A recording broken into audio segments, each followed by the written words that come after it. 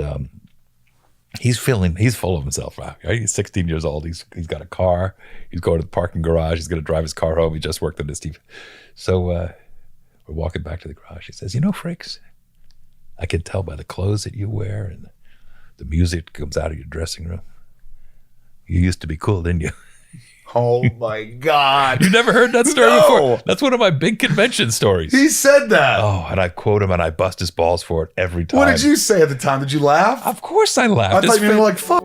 It all began with a quiet collaboration. Just two writers, one of them with roots right here in Rockport, piecing together a story in a city that never stops moving. She and I had both spent years navigating the maze of Los Angeles. But one name kept echoing through our conversations: Jonathan Frakes. Best known for commanding the bridge as Riker on Star Trek: The Next Generation, his Hollywood journey is anything but typical. After the 2004 film Thunderbirds bombed, the doors slammed shut. Calls dried up. Suddenly, a familiar face on screens everywhere had vanished. He would later call it movie jail. His wife even opened a store just to keep them afloat. What really happened during those lost years? The answer is more riveting than fiction. Born on August 19, 1952, in a modest hospital in Bellefonte, Pennsylvania, Frakes entered a world of books and blackboards. Though his family lived in State College, Bellefonte was the go-to place for deliveries. And, as Jonathan liked to joke, it had the added perk of liquor stores, unlike the dry State College. His father, James, was an English professor. His mother, Doris, taught school with unwavering dedication. Their move to Bethlehem, Pennsylvania, when Jonathan was 5, set the stage for his childhood with younger brother Daniel, who would later pass in 1997 after a difficult illness. But it was during those early years that music unexpectedly entered Jonathan's life. It started in 4th grade with a trombone, not chosen, but assigned, thanks to his long arms. That trombone unlocked a passion for jazz, courtesy of his father's influence. He eventually joined the Liberty High School Grenadier Band, a major source of pride in Bethlehem. In 1970, the band competed in the Festival of States in Florida, winning major honors. The city even renamed a street in their honor. Jonathan remembered it fondly. For him, the band wasn't just a hobby, it was where he learned performance, discipline, and the feeling of being part of something bigger. College followed, initially at Penn State with a major in psychology. That didn't last. One summer job at a theater festival changed everything. While working as an usher, he was asked to join a play. Watching the actors backstage, seeing the joy they shared, something clicked. He dropped psychology and went all in for theater arts. The switch wasn't practical, but it was personal. At Penn State, he immersed himself in drama. He barely slept, constantly acting, living on stage energy and cafeteria coffee. He earned his BFA in 1974 and then set his sights on something even bigger: Harvard. Accepted into the Loeb Drama Center's professional program, he honed his craft with real productions and seasoned professionals. He soaked up every lesson, every moment. Summers were spent with working theater companies, sharpening his skills and learning what it meant to survive in the world of professional acting. Armed with education and raw determination, Frakes packed his bags and headed to New York City. Like countless dreamers, he arrived with little more than ambition. He waited tables, moved furniture, and once injured his back in the process. He performed with the impossible Ragtime Theater and took a role in Eugene O'Neill's The Hairy Ape. His Broadway debut came in 1976 with Shenandoah.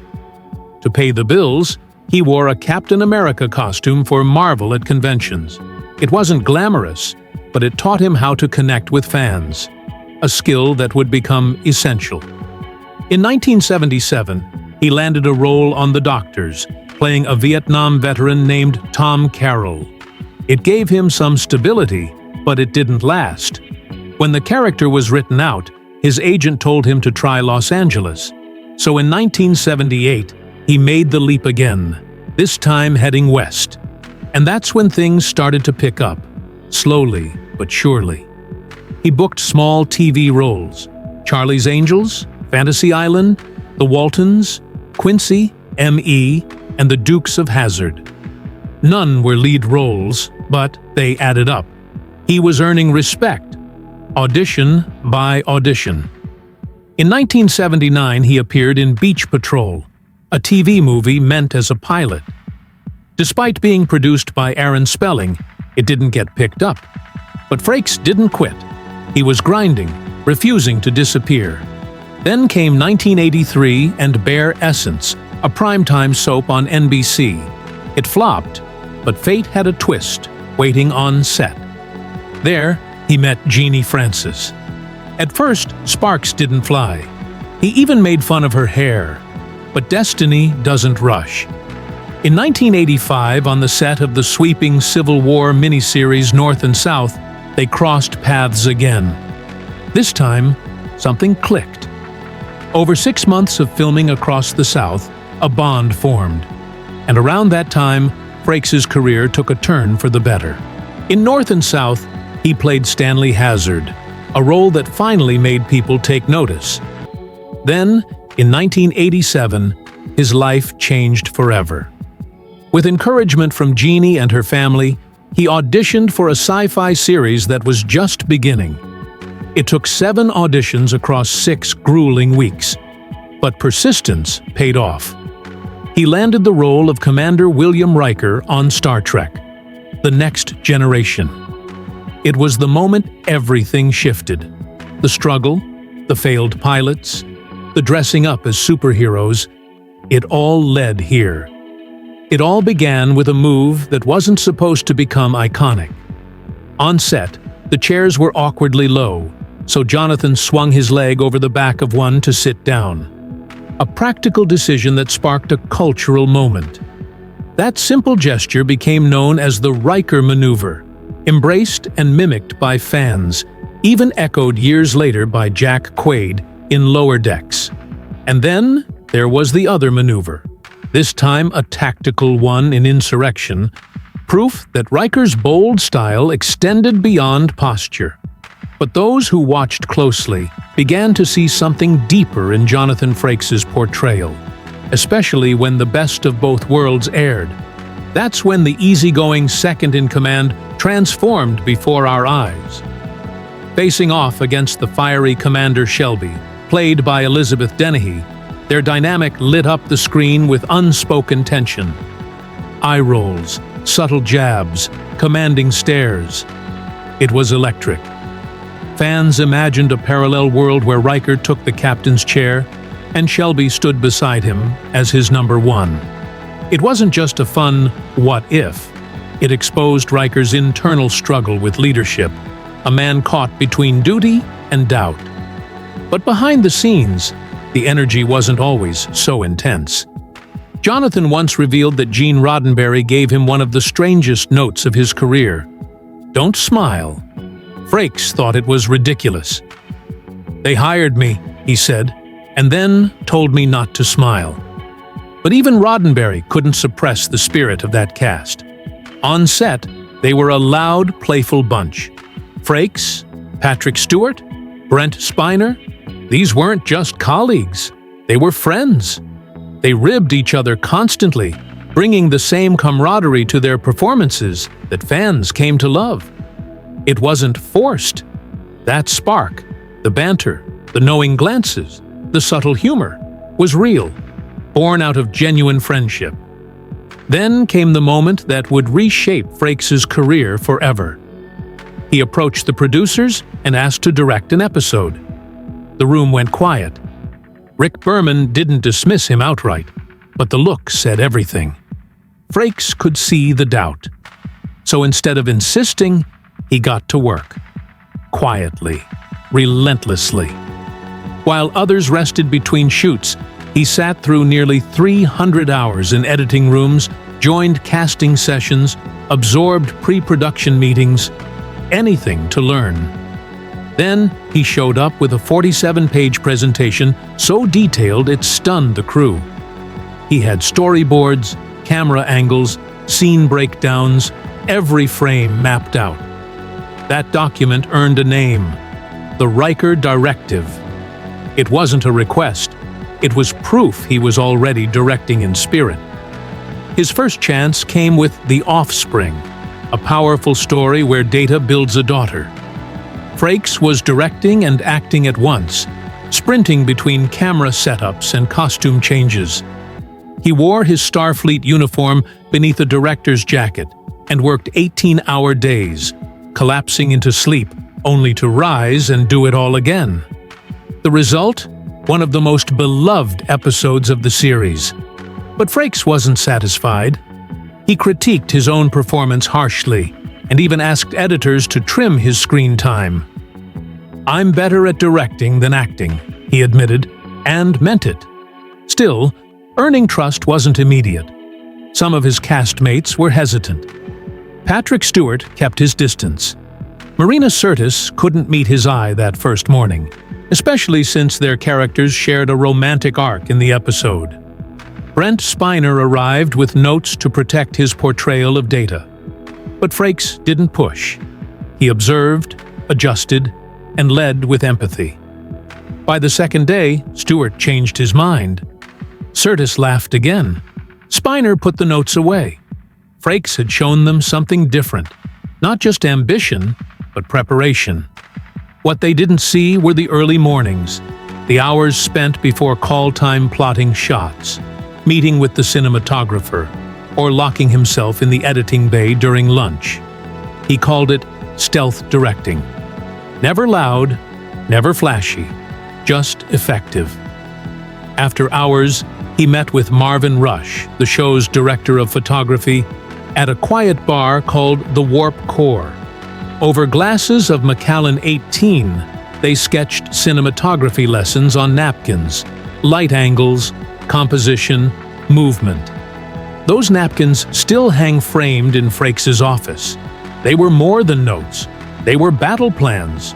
So when Paramount needed a director for Star Trek First Contact, Frakes wasn't the obvious choice, but he was the right one. Others had passed, including big names like Ridley Scott. But Frakes understood the rhythm of Trek. He didn't need to learn the universe, he lived in it. He had just 10 weeks to prep and 12 to shoot. A massive leap from television's breakneck pace. To prepare, he studied cinematic legends, Spielberg, Kubrick, Cameron, pulling from their mastery of suspense and spectacle. One of the biggest shifts came with the introduction of the Borg Queen. Originally, the Borg were meant to remain a faceless hive, but Paramount wanted a tangible villain, a voice, a presence.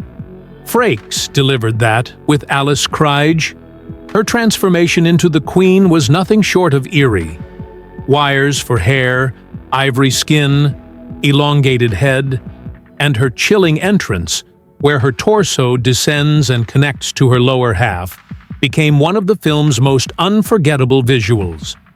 It took Industrial Light and Magic 5 months to perfect that shot.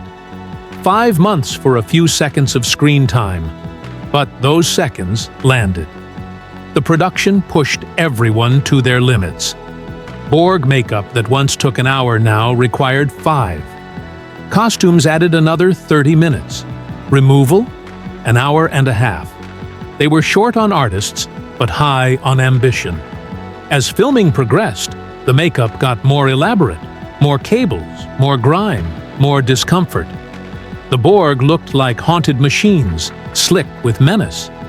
For the Queen's floating sequence, Frakes and his team built a custom rig and used clever blue screen tricks. The payoff was chilling. First Contact wasn't just a film, it was a statement. Patrick Stewart called it the best-looking Star Trek movie ever made. In 1997, just days before Eliza was born, Frakes lost his brother Daniel to pancreatic cancer. Daniel wasn't just a sibling, he was his compass, his co-dreamer. They had driven to New York together in an old van, chasing a future that felt just within reach. When Daniel was diagnosed, doctors tried everything, including the Whipple procedure, but it was too late. The cancer had already spread. Frakes was gutted. Yet from that pain, he built a mission. He's worked with the Pancreatic Cancer Action Network ever since, turning grief into advocacy. You never really move past that kind of heartbreak, but you can carry it differently. Frakes joined forces with Star Trek co-stars like Kitty Swink, an 18-year survivor, and John Billingsley to form a movement. They walk together every April during the Purple Stride events, raising awareness and funding. Frakes often begins his walk at the Santa Monica Pier. Their efforts helped raise over $25 million in 2022 alone. And because of people like him, survival rates, once in the single digits, have slowly started to climb. The cause is deeply personal, and it shows. He speaks about early detection with the urgency of someone who knows what's at stake. After the Thunderbirds setback, Frakes didn't hide. He took gigs wherever he could get them. From directing episodes of Zoe 101 to NCIS, Los Angeles, and Castle, he rebuilt his career one scene at a time. He even became known as the sci-fi fixer, a go-to director for shows struggling to find their rhythm. He stepped in on Roswell, The Librarians, Warehouse 13, and Agents of SHIELD, quietly improving pacing, tightening arcs, and bringing order to chaos. By 2016, he had directed over 100 episodes of TV. Industry whispers started calling him the genre whisperer, a man who brought heart to high concept, even when the budget didn't. Then came 2018, and it felt like a comeback was near. CBS had greenlit a reboot of Beyond Belief, Fact or Fiction, and Frakes was poised to direct the entire season. But just 3 days before filming, the project was shut down over creative disagreements. Through it all, Frakes' journey reads less like a perfect Hollywood arc, and more like something raw, real, and human. From heartbreak to hard resets, from missed calls to a quiet resurrection in TV, he's shown how reinvention isn't always loud. It's often quiet, persistent, and deeply personal. His story isn't just about career wins, it's about holding on to passion when the spotlight fades, about loving deeply, grieving openly, and never letting one chapter define your whole book. In a town obsessed with what's next, Frakes reminds us of the beauty in simply staying the course.